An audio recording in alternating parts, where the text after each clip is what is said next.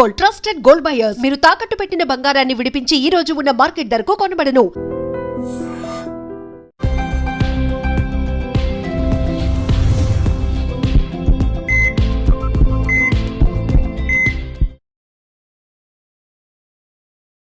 నమస్తే, welcome back to iDream media healthy conversations on iDream ప్రోగ్రామ్కి అందరికీ స్వాగతం. సో ఈరోజు మనతో ఒక స్పెషల్ గెస్ట్ ఉన్నారు.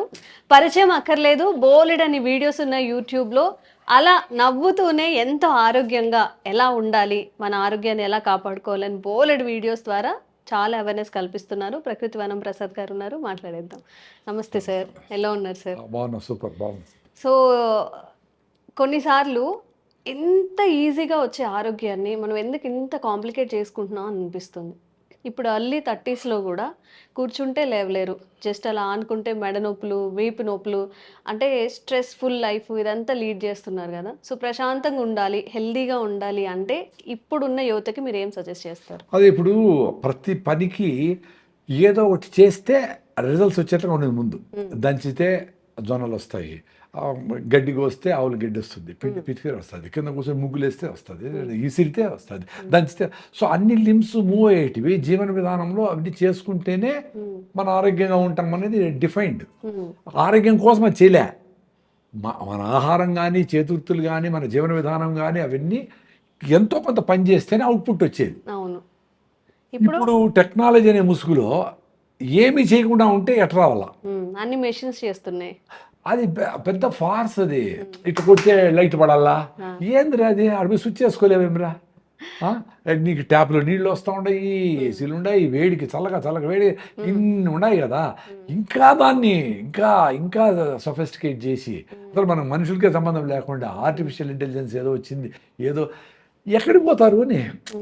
ఇప్పుడు ఆర్టిఫిషియల్ ఇంటెలిజెన్స్ ఏమన్నా రాని అట్లా వర్షం లేకపోయి బాగా ఎండలు ఉండేటప్పుడు, ఎండాకాలము వర్షం పడినప్పుడు అబ్బా వర్షం నాడు తడుద్దాంరా అనిపించేది. నీకు ఆర్టిఫిషియల్ ఇంటెలిజెన్స్ ఎట్లా ఇస్తుంది? ఎవరో మీ ఫ్రెండ్ నీదంతా బాధలని తెలుసుకొని నీకు చెప్పకనే అరే వచ్చినాను రా, అదే నీ ప్రాబ్లం ఉంది కదా చూసుకొని పోదామని 4 రోజులు ఉంటాను ఎగిరా. ఆ హ్యాపీనెస్ ఆర్టిఫిషియల్ ఎట్లా ఇస్తుంది? ఎట్లా కొనుక్కొని ఇస్తుంది? అట్లా ఎంత చిన్నపిల్లల్లాగా మనం ఉండగలిగితే అంత హ్యాపీనెస్. చిన్నపిల్లల్లాగా ఉండేది ఈజీ కదా. ఇప్పుడు నీకు నవ్వుదామని ఉంటుంది, ఎవరో చూసి హాయిగా నవ్వుదామని, పగలబడి నవ్వుదు, ఏడుస్తామనిపిస్తుంది. వర్షం సినిమాలు వాడు ఆమె ఏడుస్తుంది, నీళ్లు వర్షం బయట వాడు కనపడకూడదని ఏడుస్తాడు. సో అట్లా నవ్వేది ఏడ్చేది కూడా వీలు కాని పరిస్థితిలో ఉంటే హ్యాపీనెస్ ఎట్లా వస్తుంది చెప్పండి? పిల్లోళ్ళలాగా ఉండాలా సార్. కానీ మనం పాత పద్ధతిలో ఇప్పుడు మీరు చెప్పినట్టు అవన్నీ చేయాలన్నాక పాసిబుల్ కాదు కదా సార్. ఈ ఉద్యోగాలు చేసుకోవాలి, బ్రతకాలి కదా, ఎలా లైఫ్ అనేది ఇప్పుడు చేసుకోండి. ఉద్యోగాలు చేసుకొని వదిలేమని నేనేం చెప్పలా. మిమ్మల్ని వచ్చేసి విలేజెస్లో ఉండి వ్యవసాయం చేసి పాడి పంటలు అని సినిమా రామారావు సినిమా లాగా అది చేద్దాము, అట్లేం చేయలేరు. ఇక్కడ ఎంత వీలైతే అంత చేసేదానికి స్కోప్ ఉంది కదా. పొద్దున్న లేచి రాగిదావు నీళ్ళల్లో రాగి పిండి కలిపేసి అట్లా వెయిట్ చేస్తే రాగిదావు అయిపోయా. 6 గ్లాసులు తాగేయచ్చు కదా. అది అబ్బా 6 గ్లాసులు ఎట్ట సార్ తాగేది అంటారు. 6 బాటిల్ బీర్ తాగే వాళ్ళు ఉన్నారు, మన ప్రేక్షకులు కాదు వేరే వాళ్ళు. 2 లీటర్లు కూల్ డ్రింకులు తాగుతారు, పెప్సీలు తాగుతారు, అన్ని తాగుతారు. మరి 6 గ్లాసులు అంటే నీళ్ళ బదులు 6 గ్లాసులు రాగి జావలో 12 స్పూన్లు అంత రాగిపిండి ఉంటుంది. Acidity bye, ulcer bye, calcium వచ్చా, షుగర్ లేకపోతే బెల్లం వేసుకుంటే ఐరన్ వచ్చా, మినరల్స్ వచ్చా, అద్భుతం కదా. Day should start with ragi java. Day మొత్తంలోనా సార్? పొద్దున్నే ఫస్ట్ లేస్తానే దేసేయండి.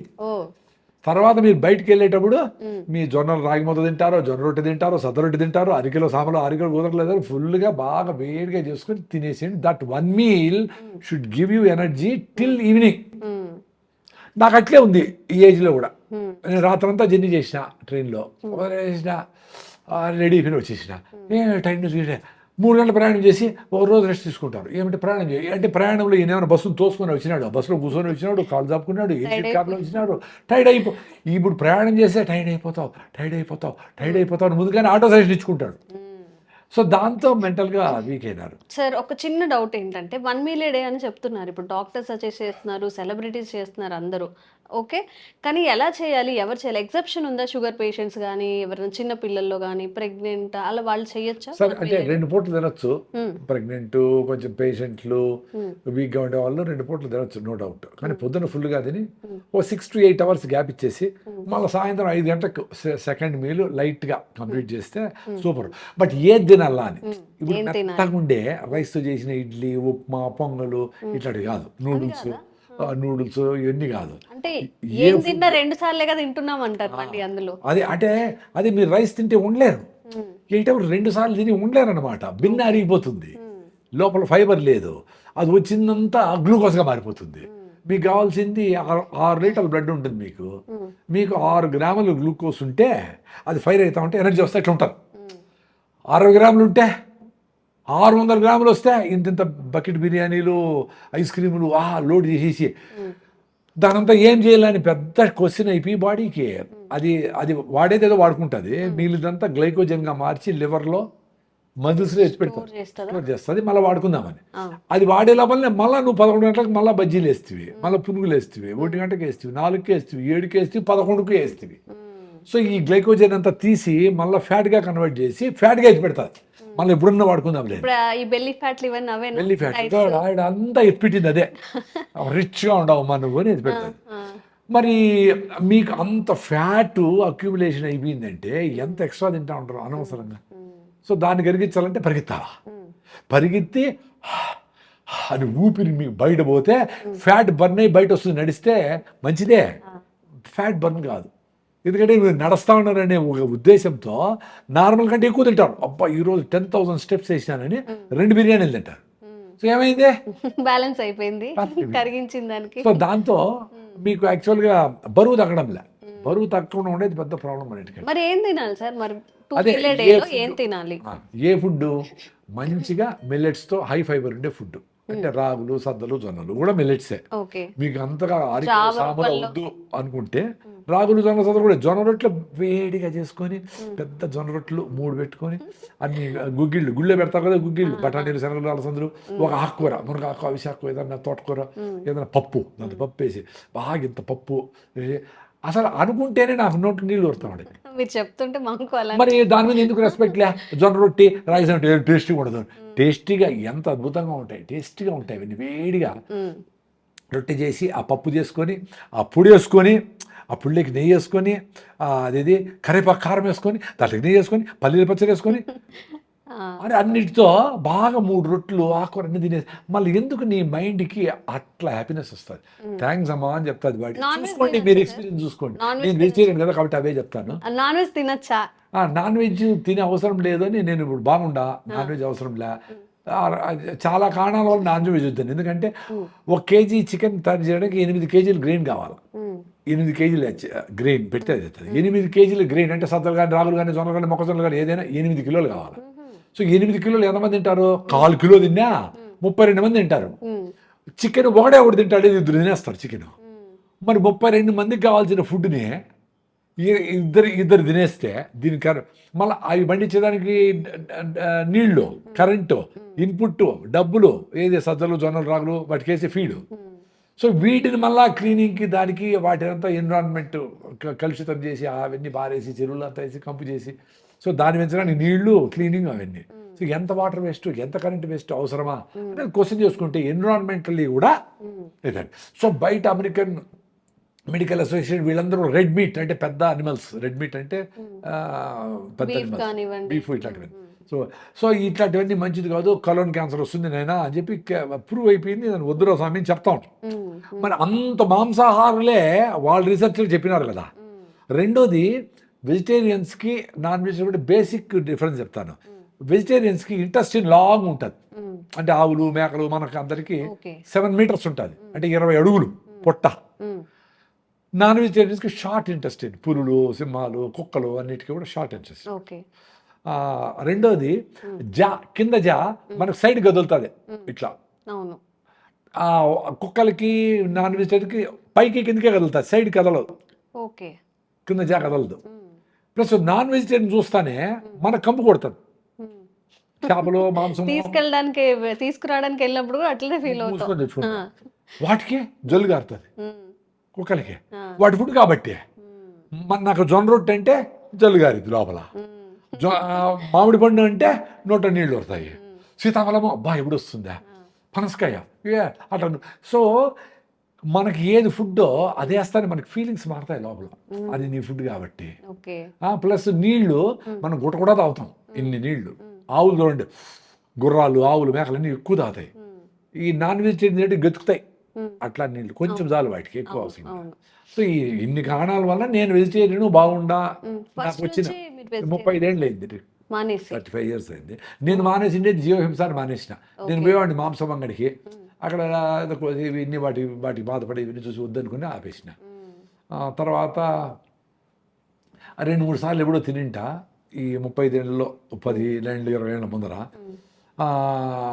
అది కూడా ఎక్కడా ఇంకేమి లేకుండా అదే బిర్యానీ పెట్టారంటే ముక్కలు పక్కన ఉనికేసి తినడము అట్లా ఏదైనా చేసి ఉంటాను. ఇప్పుడు అది కూడా తిన్నాను, ఇప్పుడు హాయిగా మామిడిపడి తినేస్తాను.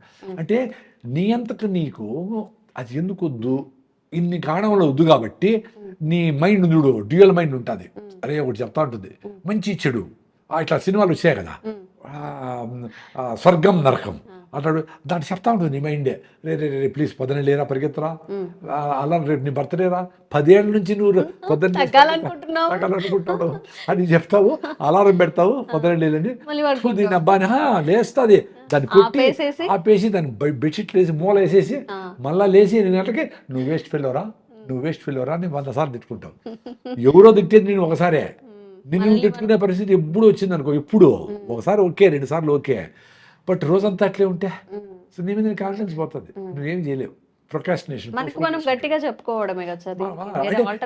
నువ్వు ఎందుకు గట్టిగా చెప్పుకుండా ఉండవు అనే దాని మీద స్ట్రెంగ్త్ ఉంటే అప్పుడు జరుగుతుంది అది. నేను నాన్ వెజ్ జరగకపోయినా బాగానే ఉండా, పరిగెత్తా ఉండా, ఏదో అట్లా తూగి వచ్చేసి కూడా మీటింగ్లు పోతా ఉంటా, పరిగెత్తా ఉంటా, 7 కిలోమీటర్ రన్నింగ్ చేస్తాడు, కేబీఆర్ ఫుల్ రౌండ్ రన్నింగ్ చేస్తాడు. ఈరోజు వీళ్ళు ఎలా చేయలే. నా డీబీటీ, నా అసిడిటీలు, నా అలర్జిక్ రైనైటిస్, న్యూరోసిస్టు, సిరింగోమిలియా ఇవన్నీ కొంతమంది తెలుస్తుంది డాక్టర్లకి. ఇవన్నీ పల్మనరీ ఎంబాలిజం 90% అంటే లంగ్స్లో బ్లాక్ కరోనాలో. ఇవన్నిటి నుంచి నాకు నేచర్ బయట వేసింది కదా, ఇంకేం కావాలి నాకు యూట్యూబ్ ఛానల్ లేదు తెలుసు కదా, మీరు ఎవరో పిలుస్తారు వస్తా చెప్పేస్తా అంతే.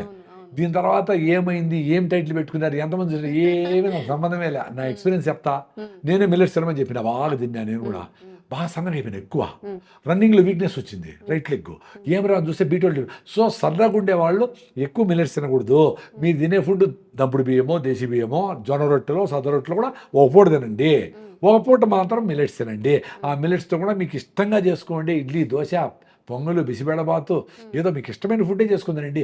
అయిష్టంగా ఏదో పేషెంట్ కాబట్టి ఏడుస్తా అది తినద్దండి, టేస్టీగా చేసుకుందానండి, అప్పుడు మీరు హ్యాపీగా ఉంటారు. 2 పూటలు తినండి అని క్లియర్గా చెప్పిన. సో నాకు ఆ రెస్ట్రిక్షన్ లేదు, ఇట్లే చెప్పాలా, I'm not attached to anything. నాకు ఫ్రీ ఉంటే ఏదైనా మాట్లాడతాను. ఓకే, సో ఇది సంగతి. 1 meal a day, 2 meal a day ఎలా తినాలి, ఎప్పుడెప్పుడు తినాలి అని. అలాగే ఎందుకు మనం ఇంత అంటే ఉత్సాహంగా లేకుండా నీరసంగా ఎప్పుడు ఏదో కోల్పోయినట్టు ఉంటాం కదా, వీటిని పాటించండి. అండ్ రిజల్ట్ ఎలా ఉందో కామెంట్స్ చేయండి. ఇంకెలాంటి ఇష్యూస్ ఉన్నా కానీ కామెంట్స్ చేయండి. మళ్ళీ ప్రకృతి వనం ప్రసాద్ గారితో మాట్లాడే ప్రయత్నం చేద్దాం. Sir, one life lesson what medicine has taught you. Whatever you can do without expecting.